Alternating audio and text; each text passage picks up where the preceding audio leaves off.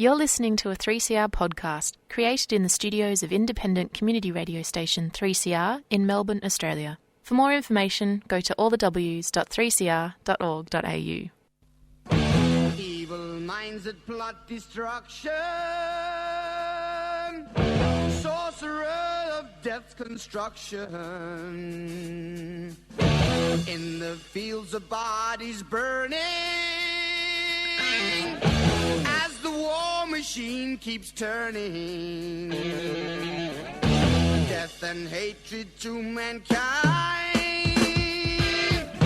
poisoning their brainwashed mind. Welcome to the Anarchist World This Week, broadcast across Australia on the National Community Radio Satellite. Listen to the Anarchist World This Week, Australia's sacred cow slaughterhouse.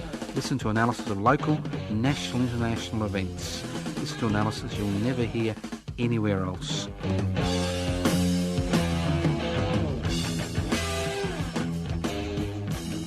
Welcome to this special edition of the Anarchist World This Week. Why is it special?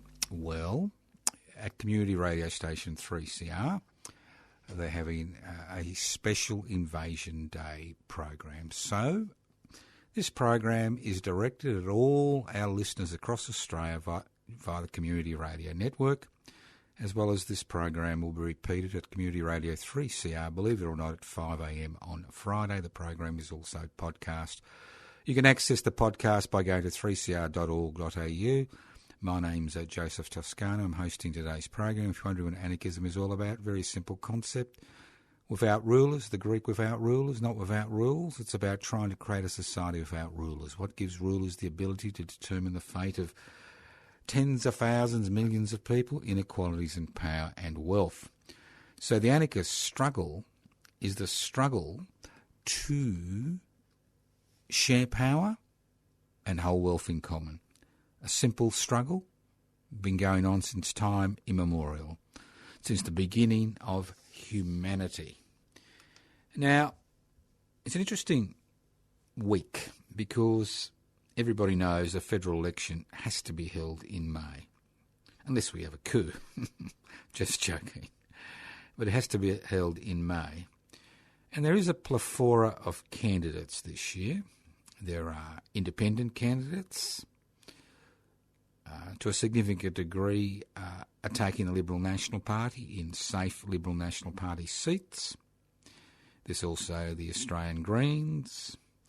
There's a whole variety of parties that are out there to divide us, like the Divided Nation Party and the, what's his name, I've Got Lots of Money Party. And the list goes on.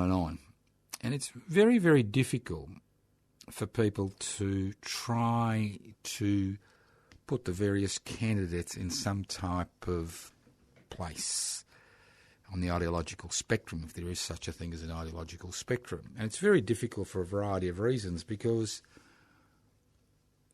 there are differing agendas. And some agendas tend to cross over and some don't cross over. So it can be very difficult for a voter. Now, I know there are listeners to this program who don't vote and who vote informal as a protest. Now, look, there's nothing wrong with that position, but it's not enough. In 1922, when compulsory voting was introduced in federal elections because less than 25% of eligible voters voted in the election the previous year, the fact is, not voting or voting informal without associated action means nothing. It's irrelevant. They don't care. They don't really care whether you vote or don't vote. They make a big fuss about it and they say it's against the law not to vote. But they don't really care. They only care if you rain on their parade. And for a long time I've been encouraging people to participate in the electoral process, not because you're going to be elected and not because you're going to get your deposit back. To think that, you'd be a fool. But in order to raise different issues during a period where Australians may be receptive to different ideas. So how do we face the election? How do we compartmentalise candidates? How do we make decisions if we decide to vote? Because you've got to understand that it is a preferential system, and ultimately it'll be one of the major parties, one of the major independents or Australian Greens or a divided nation person which will be elected. But preferences are very important because we've got a very funny type of electoral system where elections are decided on what are called marginal electorates and preference flows in marginal electorates. So how do we look at candidates' policies? Well, I use 4 terms to look at a candidate's policies. I use terms which are nothing new. They've been around for decades. Socially conservative, economically conservative. Socially progressive, economically progressive. They're the 4 terms which I use to define candidates' position. And obviously the candidates I'm interested in are those that have got a socially progressive agenda and an economically progressive agenda. Now, unfortunately, you'll find during this election campaign that we've got a mixture. We've got a whole bevy of independents which are being sponsored by independent money in Liberal National Party seats, especially some very safe Liberal National Party seats, who have a socially progressive agenda and an economically conservative agenda. Now, these are the people whose parents were kicked out of the Liberal National Party 20, 30 years ago, 40 years ago, when they embarked on their privatisation, globalisation, deregulation, corporatisation agenda. These are called the old wets. They were thrown out of the party. And obviously the world has moved on in the last 30 or 40 years, and it's moved on in terms of social issues. So there are many people who are economically conservative, which means they believe in the corporatisation, globalisation agenda, the privatisation agenda. They believe in private investment for private profit as the cornerstone of our economic system. They're not that interested in increasing public resources and public assets, and obviously they're not interested in creating collectives and cooperatives. Now, these people who've got a socially progressive agenda, which means they're for marriage equality, they want to tackle the issue of a climate emergency, they're interested in Aboriginal and Torres Strait Islander issues, and the list goes on and on. So this group is making concerted effort, especially in Liberal, safe National Party seats, to wrest power from the Liberal National Party and create a crossbench which then can change parliamentary legislation and possibly even determine what major political party will be able to exercise power. So that's the socially progressive and socially conservative group. And it's mainly independents in Liberal National Party safe seats who accept the economic agenda, the current economic agenda, but are very interested in things like euthanasia, abortion, climate emergency, marriage equality, Aboriginal and Torres Strait Islander issues, asylum seekers, refugees. Then you've got the old dinosaurs, the ones who continue to exercise power in this country, led by Mr Barnaby Choice in the National Party, which has lost its socialist roots, and led by Mr Scott Morrison in the Liberal Party. And their agenda is quite interesting. It's normally a socially conservative agenda.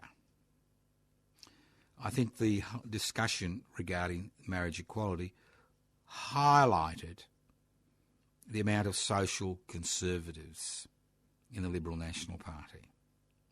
And although there may be a few social progressives, the majority of the thinking is based on social conservative views. And obviously they are the architects of the neoliberal philosophy, the privatisation, globalisation, corporatisation, deregulation philosophy which dominates our economic system, which puts the private sector ahead of the public sector. Then we have groups like the Australian Labor Party, which to a significant degree have a socially progressive agenda, but after their drubbing at the last federal election, are pushing an economic conservative agenda. And they are battling for votes with the Australian Greens,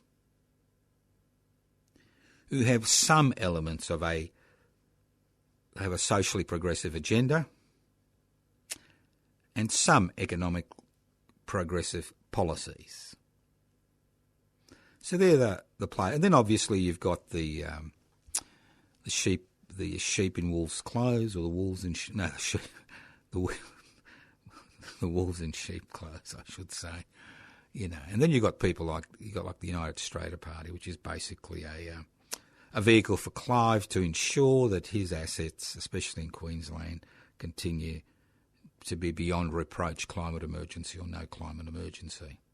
Then you've got a plethora of smaller political parties which make up the rest. But like any horse race, it's interesting that the Liberal National Party and the Australian Labor Party were so concerned about the rise of small political parties that they've actually changed. They've changed the rules as far as small political parties are concerned. And what we are seeing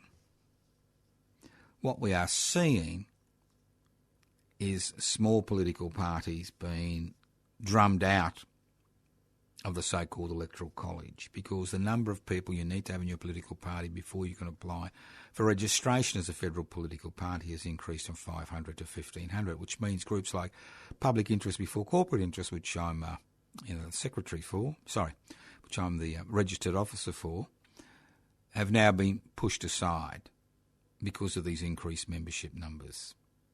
It's hard enough to ensure to create a political party. It's even harder to get 1,500 members.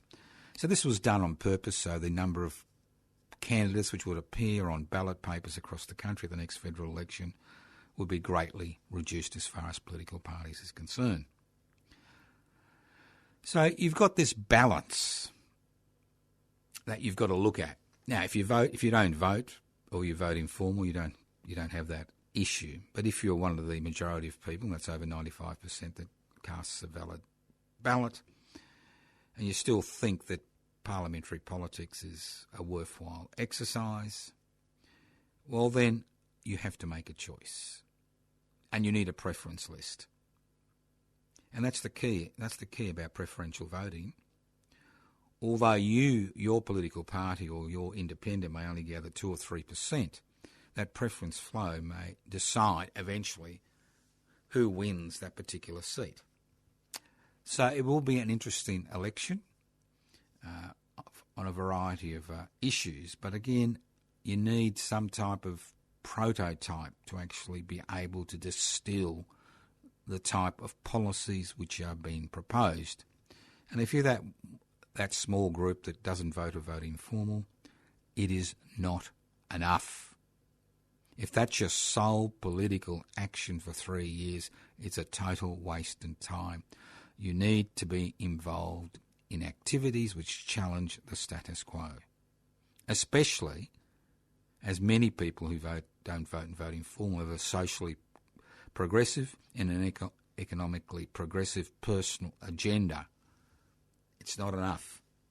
You've got to be active because, democracy isn't about rule of the people, by the people, for the people. It's much more. It's rule of the people, by the people, for the people, by an involved, active population, which is then able to determine the parliamentary agenda, the legislative agenda. And that's the key. It's about having enough pressure outside of Parliament to determine what the parliamentary and legislative agenda is going to be. That is the key. And we need to remember that. And the 1% that own the means of production, distribution, exchange and communication, and the 8% who've got enough disposable income to become investors and take advantage of this country's investor-friendly laws understand that. They understand that essential component of Australian life and the fact that they are able to influence the parliamentary agenda. That's why, despite having at least almost 30% of the population on some type of social security benefit, and another third of the population on less than $1,200 a week, that's why we continue ad nauseum not to have legislation in place which ensures the Commonwealth is used for the common good. So it'll be an interesting time. I mean, I've been asked by a number of people whether I'll be standing. Well, I haven't decided yet. It's an expensive undertaking. Just to have your name on a ballot paper in the Senate in any state is a $2,000 deposit. Nobody gets their 4% of the primary vote as some type of unknown independent, but there is the possibility of raising issues which normally would not be raised, raising issues that may have an impact. And I think what alerted us to this was a campaign we held in the southern suburbs of Melbourne for the federal election. I think it was 6 years ago. We were able to garner some type of support from the community and a reasonable vote of about 1.5%, raising a more radical agenda. Whether this has any impact, long-term impact or not, is a matter for debate. But I'm sick and tired of seeing social conservatives and economic conservatives dominate political debate in this country. I'm sick and tired of people like ourselves being ostracised, marginalised, pushed away and treated like some type of,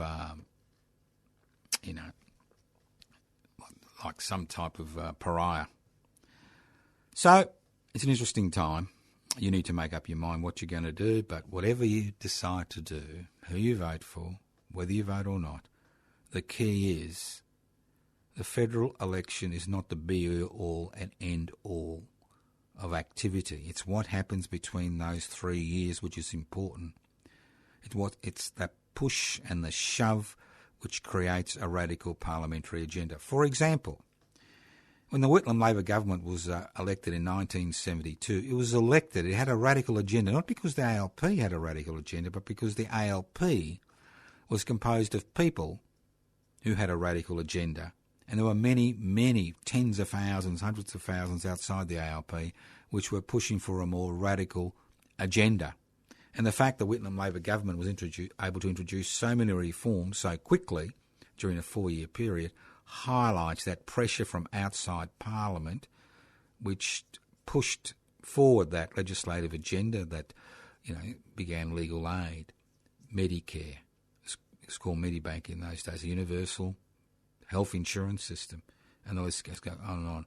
There was reform after reform. You're listening to this program courtesy of the Community Radio Network, which is courtesy of legislation which came in place in 73, 74, which saw the creation of an independent network of community radio stations which were bankrolled initially by the federal government.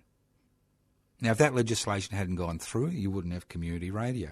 And it went through for a very important reason, because in those days you didn't have social media and you needed some type of alternative voice. And this was a mechanism by which alternative voices or different voices could be heard by the population at large. So those people who think that parliamentary reform is impossible, well, it's incorrect. Parliament has some power. But what legislation is passed and what isn't passed to a large degree depends on the push and shove outside Parliament, that the influence you're able to have on these parliamentary representatives. So the more radical agenda outside Parliament, the more radical agenda which will be carried through Parliament. You're listening to The Anarchist World This Week, broadcast across Australia via the Community Radio Network. This program is streaming on 3cr.org.au. My name's Joseph Ascano. If you want further information, YouTube, public interest before corporate interests, websites, PIBCI.net, PIBCI.net. You can download an application form and become a member of public interest before corporate interests and follow a socially progressive and economically progressive agenda. An agenda which tackles the climate emergency, and an agenda which tackles the festering sore that exists between First Nations people in this country and the rest of the population. But again, ultimately, it's about activity.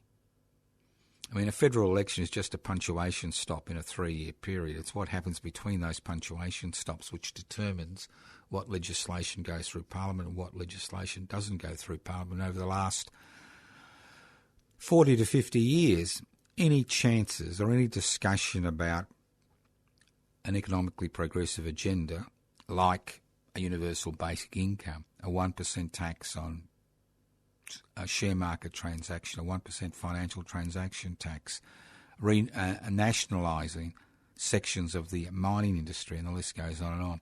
This debate doesn't exist in this country, and it's about time that this debate did exist. Obviously, there are many people pushing a socially progressive agenda, but we also need people in this country pushing an economically progressive agenda. So, think about it. All right, let's move on. Today is Invasion Day. Some people like to call it Australia Day, the day that the colony of New South Wales was established on the 26th of January 1788. Look, I've always been equivocal. I've been against, obviously, the concept of Australia Day because it falls on the day that colonisation began. You know, for the last 40 to 50 years, I remember being involved in activities and demonstrations in the early 70s, highlighting what had occurred. Now, obviously, Aboriginal and Torres Strait Islanders have been involved in activity for generations to highlight the fact that this is Invasion Day, and it's really got nothing to do with being Australian. But I have been interested in what's been happening over the last few years as the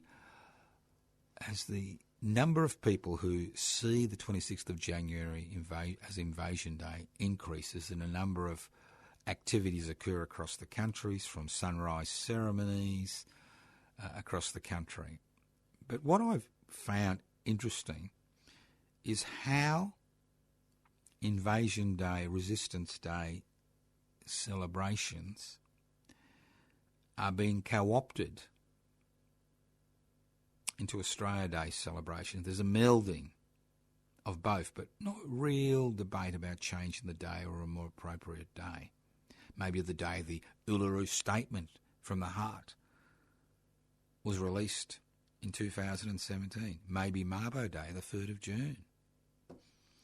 Maybe Wattle Day, the 1st of September, 1st of spring. The list goes on and on.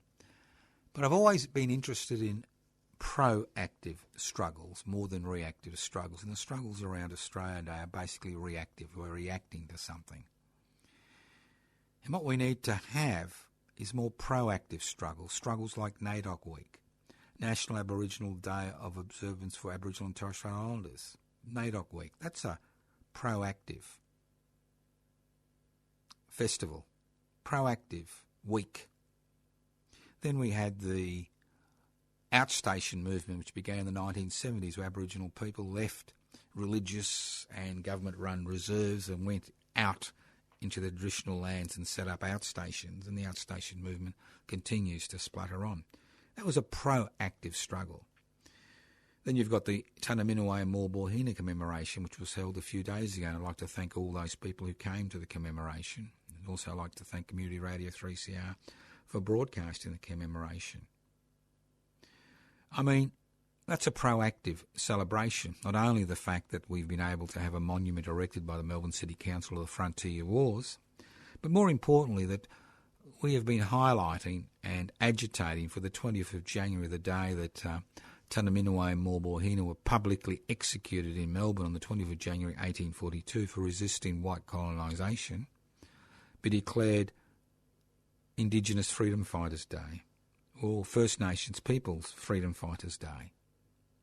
Because that's a proactive activity. You're actually putting your foot forward and you're saying, this is the consequence. This is the short-term, medium-term and long-term consequences of the colonisation process. It's not a reactive. It's not reacting to something that's there, but it's creating something new. And I think it's about time that we as a people became more and more involved in proactive struggles. Because when you're reacting to government legislation or institutions, you're always on the back foot because you're reacting to what they're doing. What we need to be able to do is to get them to react to what we are doing. And that's the key. Whether you're setting up a cooperative or a collective, whether you're setting up some type of ginger group, an activist group, they need to react to us. Because when they react to us, we set the agenda. And that's what it's about. That's what public interest before corporate interest is about. The Anarchist Institute is about. It's about us setting the agenda, and the 1% that owns the means of production, distribution, exchange and communication, and governments at this local, state and federal level reacting to us, reacting to our activities, reacting to our demands, reacting to our requests. So there's one thing I encourage you to do in 2022 is don't put all your energy into reacting. Step forward, put forward propositions, agitate for change, proactive change. As I said before, universal basic income, that's a proactive change. 1% stock market turnover tax, that's a proactive change. Acceptance of the Uluru Statement from the Heart, proactive change. Designating the 25th of January as Indigenous Freedom Fighters Day, proactive change. And when I talk about proactive change, I'm actually not talking about you doing the government work. I mean, we all pay taxes in various forms, whether it's GST, whether it's income tax, whether it's excise and tobacco, alcohol. We all pay tax in one form or another. And the whole purpose of that tax is to provide for the people of this country. So I'm not talking about setting up some type of parallel social security system, which we see occurring ad nauseum in this country. But I am talking about being involved in struggles which set a new agenda, which set a new pathway. And that's what the Anarchist World this week has been about for years. It's about setting a new pathway. It's about putting forward demands which nobody else wants to put forward. It may take 10 years, 20 years, 30 years, but as social conditions change, ideas change, policies become implemented. We need to move from a socially progressive agenda to an economically progressive agenda because they're interrelated. How can you tackle the climate emergency without tackling capitalism, private investment for private profit? Because it's that economic agenda where we have an economy based not on the satisfaction of human need, but an economy based on the satisfaction of human want, which has created the climate emergency. It's all very well talking about green capitalism, but at the end it's still capitalism. And at the end it may give us a little bit of extra breathing space, but that's not the issue. The issue is how much we consume, what we produce, how we produce it, whether the marketplace is dominated by private investment for private profit, institutions, whether governments are now basically working hand in glove with these private institutions. I mean, that's the key. So if you are thinking of becoming active in 2022, I suggest very strongly that you think about becoming involved in proactive struggles. You may have one of your own you want to pursue, because I think the time for reactive struggles is gone. Reaction gets you nowhere. You listen to the Anarchist World This Week, broadcast across Australia via the Community Radio Network. This is a special program going out on the 26th of January 2022. Unfortunately, fortunately, or whatever you like to say, the community radio station this program is normally broadcast from, 3CR, has a special Invasion Day programs all day.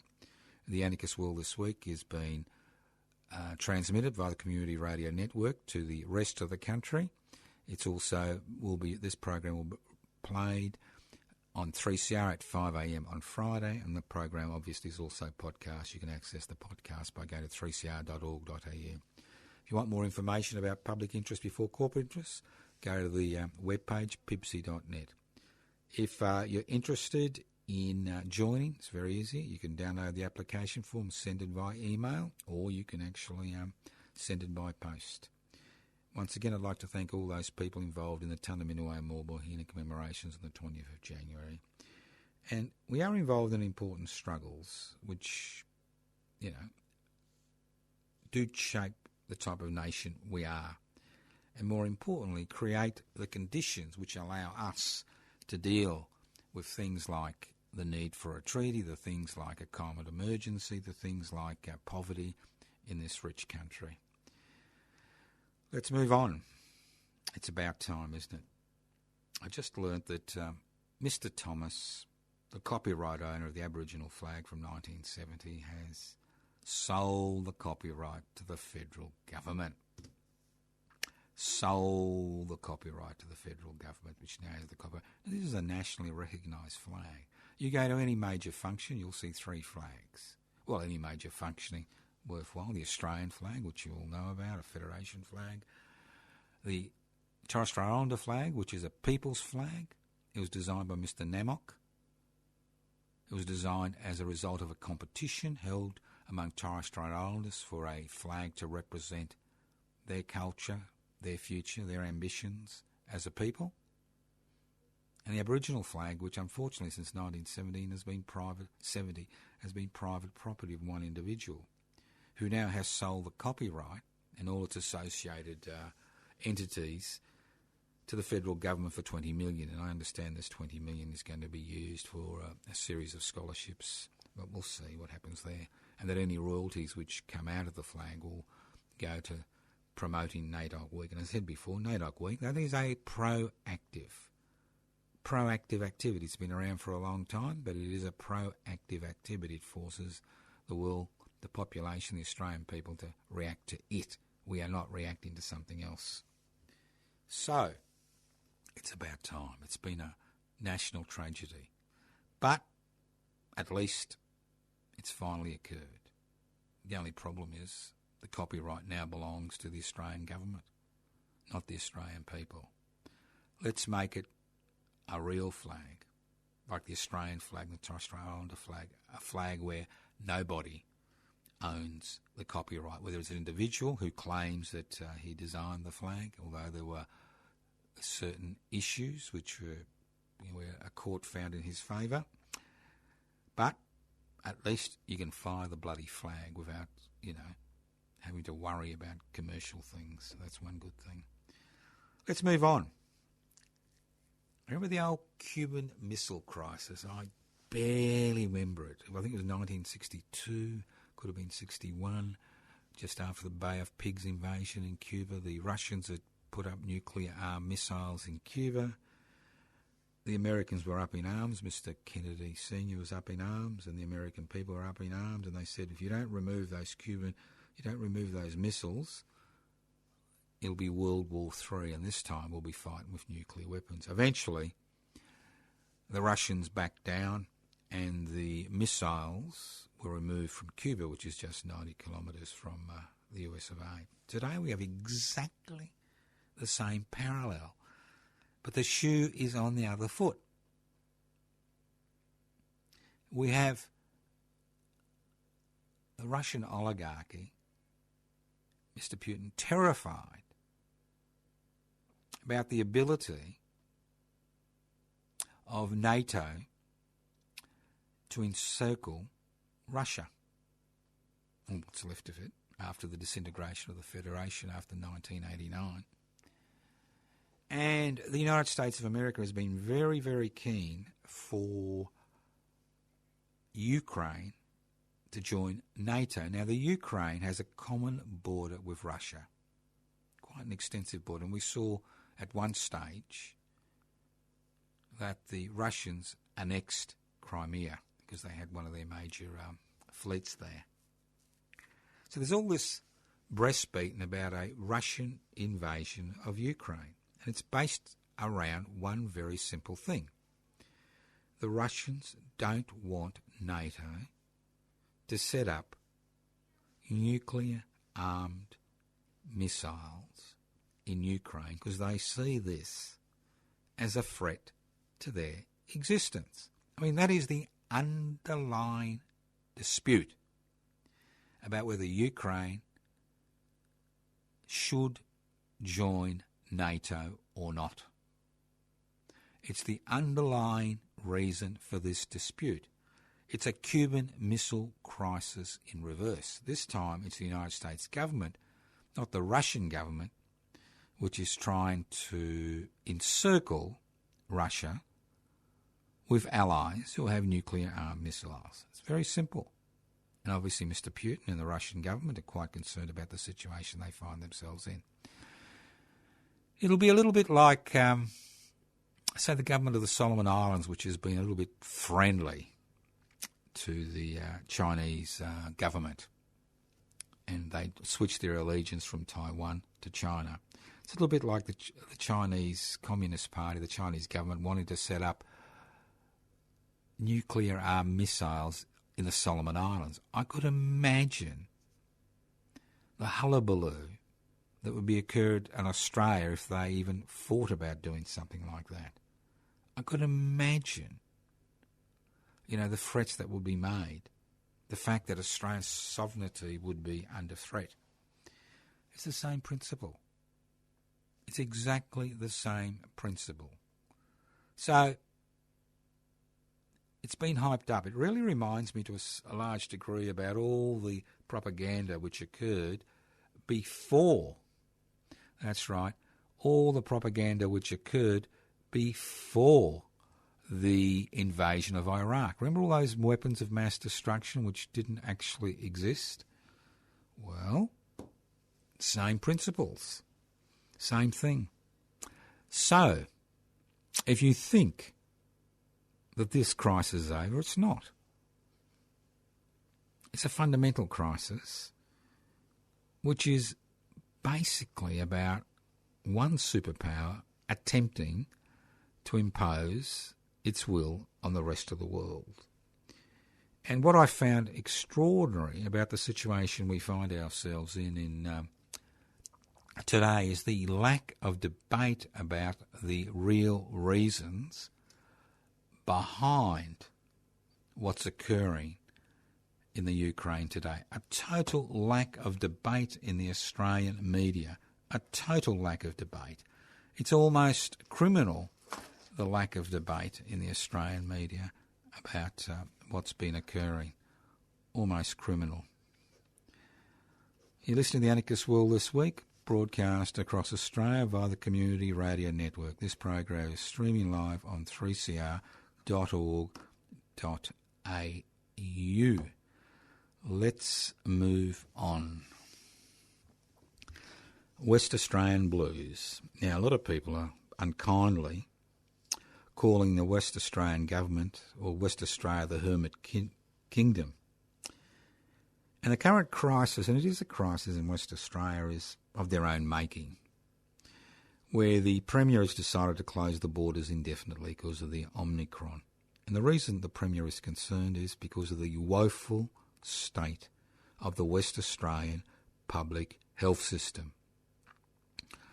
A totally inadequate system which was on its last legs. A system which has not been financed or staffed adequately. Now, West Australia is the richest mineral resource state in this country. The richest by far. Bauxite, iron ore, gold, diamonds, rare earths, and the list goes on and on and on and on. An exceptionally rich place. One problem. One very big problem. Successive federal and state governments have given over licences to the private sector to extract these minerals. And what we've seen is the creation of billionaires. Not millionaires, billionaires. Dominating what's happening in that state.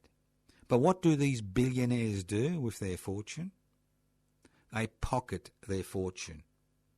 They strut around pretending to be philanthropists, paying minimal taxation, minuscule royalties to the West Australian government, while the West Australian people suffer. They suffer. They have to close the borders because of an inadequate health system which will not be able to cope with an Omicron crisis. That's the fundamental issue we have. Fundamental. 100%. Totally fundamental problem that we face as a community, not just in West Australia but the rest of the country. Why can't the government provide rapid antigen testing? Well, it's easy. The country no longer rides on the sheep's back. It rides on the holes which we're able to create in the landscape to extract minerals. And these minerals and gas is being extracted by private corporations at the expense of the Australian people for the bottom line of their shareholders and private owners. People like Mr. Clive Palmer fighting tooth and nail in a so-called election campaign in order to get about 3 or 4% of the vote, direct preferences of the Liberal National Party, and ensure that his holdings continue to be his holdings and not threatened by legislation. The same in West Australia. Wouldn't it be nice to see some of these billionaires that got $30, $40 billion tucked under their fingernails because of the exploitation of West Australia's mineral resources? Wouldn't it be nice for half of that fortune to go into the health system? Bang. Resolve the issue of inadequate healthcare in West Australia. Fewer public hospital beds per head of population than any other section of Australia. Just extraordinary. Extraordinary that we find ourselves in this situation. And it's our fault. Because we have gone, ooh, ah, we have billionaires. Aren't they wonderful? They're philanthropists. They're doing this and they're doing that. Ultimately, all they're doing is acquiring wealth at the expense of the very people they are exploiting. We have continual arguments between these multi-billionaires and their corporations and companies within First Nations people in West Australia who are living in the most tragic situation, who are getting peppercorn, rent, royalties from these corporations. We have these corporations who won't be paying tax legally for 10, 20, 30 years because they can defer taxation payments under current legislation. We see peppercorn rents being returned to the West Australian government, all state governments. I mean, laughingstock, a total laughingstock. If the wealth under the ground doesn't belong to the Australian people, who does it belong to? Does it belong to Queen Lizzie? No. It belongs to a significant degree to that small section of the population that owns the means of production, distribution, exchange and communication at the expense of most Australians. And if you think you've got a bit of few shares under your superannuation, in a mining company, think again. It doesn't really matter how many shares you've got. What matters is what type of services you are able to access when you're old. What's the point of having, superannuation if all of it goes into paying for basic services? And that's the dilemma that we find ourselves in and year out. That's the dilemma we find ourselves in. So, let's think about it. Let's think about the situation we find ourselves in today. Because today, if we do not get involved in activities to change things, nothing will ever change. Nothing will change. Nothing will change. You can ooh and you can ah. You can ooh and you can ah about things, but nothing will change unless we become involved. And that's the key message to the anarchist world this week. Look, I can talk to the cows came home. I can talk my way out of a wet paper bag or in concrete. But the reality is talk is cheap. It's very cheap. Maybe I'll get you to think in a different way. Maybe I'll get you to think, well, why should our resources that belong to the Australian people go into the pockets of a few people, and people like in West Australia don't actually have adequate health facilities, although they've got all these mineral resources? Maybe you'll start thinking about a universal basic income. Maybe you'll start thinking about parliamentary politics and why the legislative agenda always seems to be an economically conservative agenda. Maybe you'll start thinking about the possibility of change. Change occurs because people agitate for change. It's that simple.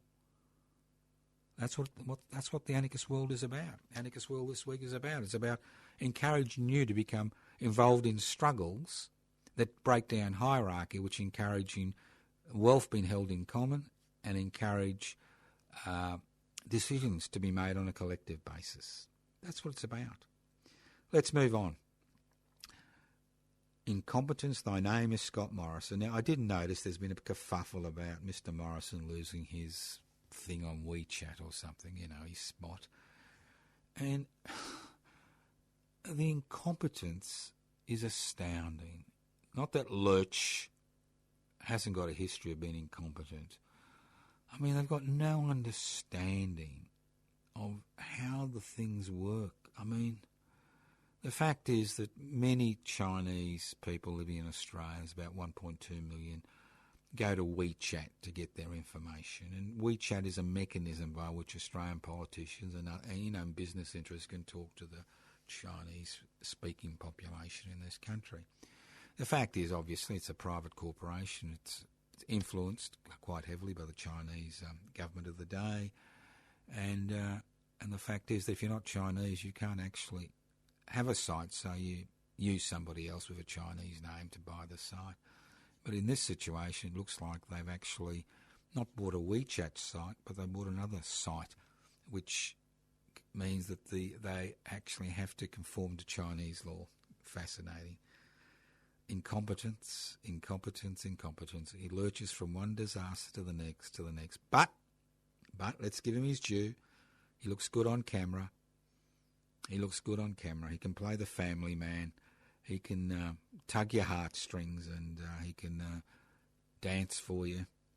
So that's what he's relying on. 2 miracles. He's had 1 miracle. Now he's going to rely on a second miracle. Well, that's the wonderful thing about miracles, is that, the more miracles you have, the better it is. All right. Sorry, I got a bit carried away there. Now, a few activities if you live in Victoria. Now, obviously, you can organise activities in your part of the world. If you're listening to this program in the Northern Territory, West Australia, South Australia, the ACT, Tasmania, Queensland, New South Wales, Victoria, you don't have to live in Victoria to organise activities which are socially progressive and economically progressive. And that's what I want you to keep in your head. Socially progressive, economically progressive. What do I mean by economically progressive? I mean creating a 3-tier economic system where you allow the private sector to continue in non-essential services. You create a public sector which provides essential services, and then you create a collective and cooperative sector which can be a direct competitive force to the private sector. A mixed economy. That's what being economically progressive is. Not accepting the fact that there is no other way, that it's only private investment for private profit. The very system that has put us in this situation we find ourselves in. So public interest before corporate interest was formed for that very reason, to run with a socially progressive and economically progressive agenda. Now, we're having a picnic in the park, Omicron or no Omicron, picnic in the park on Saturday, the 5th of February, from midday to 3 p.m. Now, this is a different type of picnic. You bring your own food and drinks to share. You bring your own food and drinks. That's the key, your own food and drinks.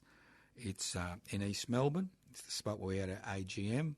It's in East Melbourne. And if you go to the website, we go to my Facebook page, Joseph Toscano, or the website, Public Interest Before Corporate Interests, you'll see all the directions. But I'll give you the directions next week. But it's in East Melbourne, very close to public transport, not far from the MCG, not far from the old Freemasons Hospital.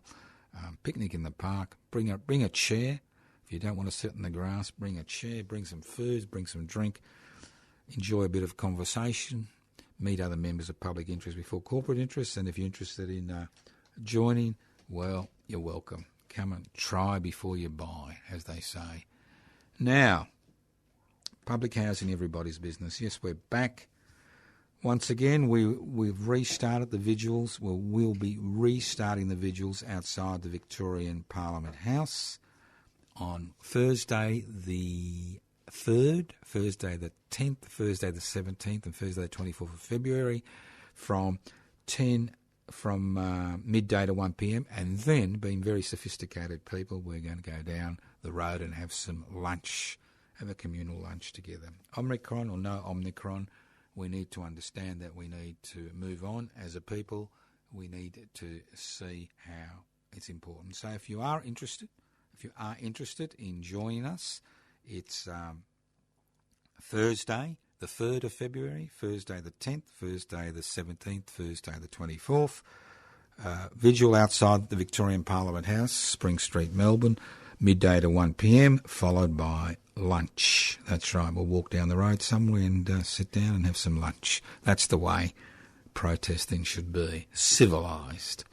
You're listening to the Anarchist World This Week, broadcast across Australia via the Community Radio Network, because obviously the social interaction is just as important as the vigil, because the social interaction which allows us to form organisations and form bonds which can be used to create a climate for change.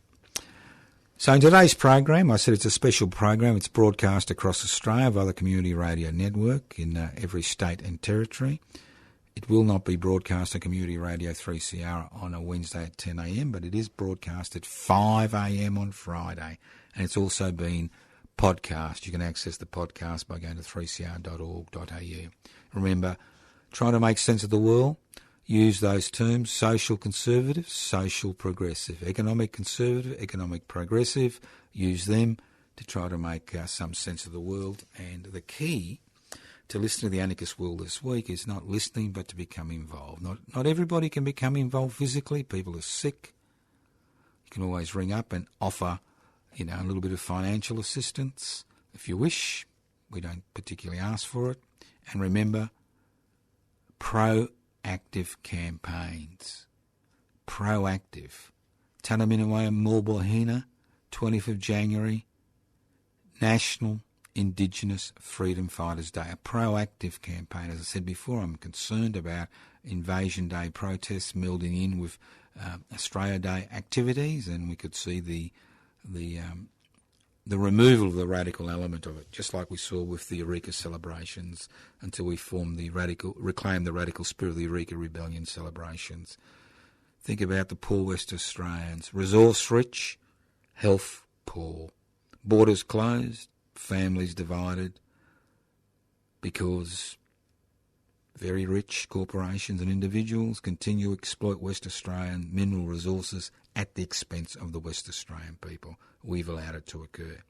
Remember, there's a federal election in the air. Think about economically progressive concepts like a three-tier economy: private economy, public economy, collective economy. Think about that. Think about a universal basic income.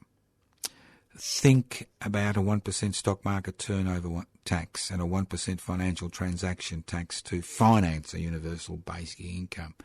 There are many things that we can think about. More importantly, we need to become involved in activities. You don't like what you hear in the anarchist world this week? I am sure you will find something out there which will tickle your fancy, and if you can't, well, you can tickle your own fancy and create your own activities.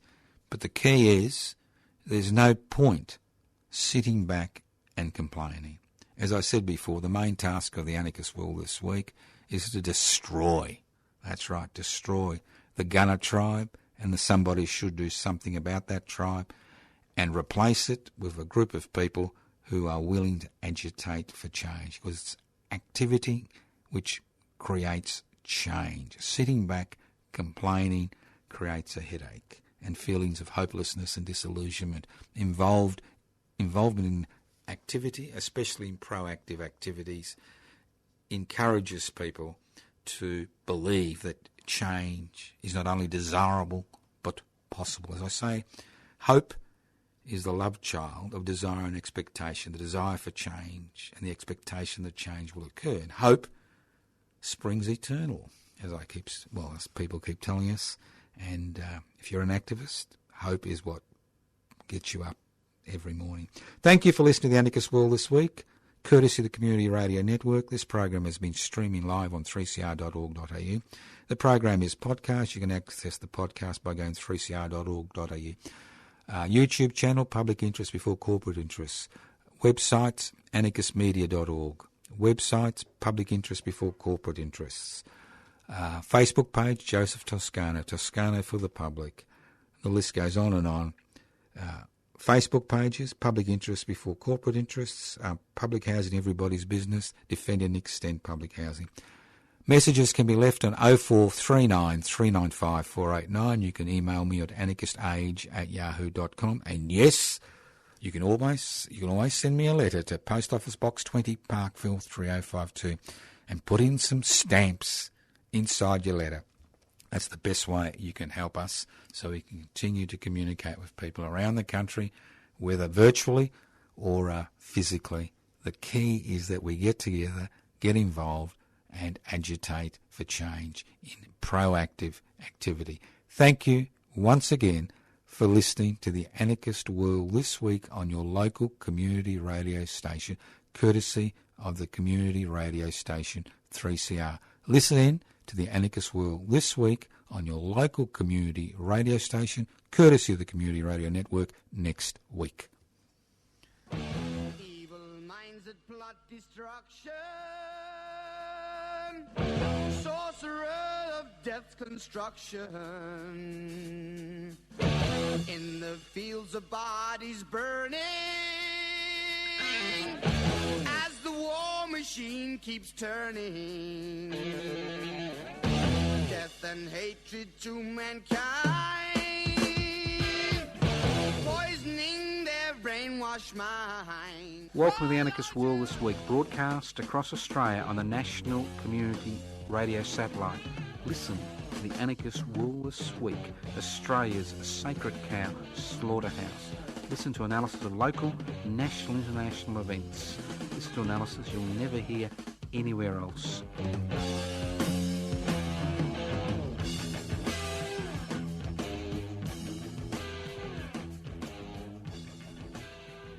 You've been listening to a 3CR podcast produced in the studios of independent community radio station 3CR in Melbourne, Australia.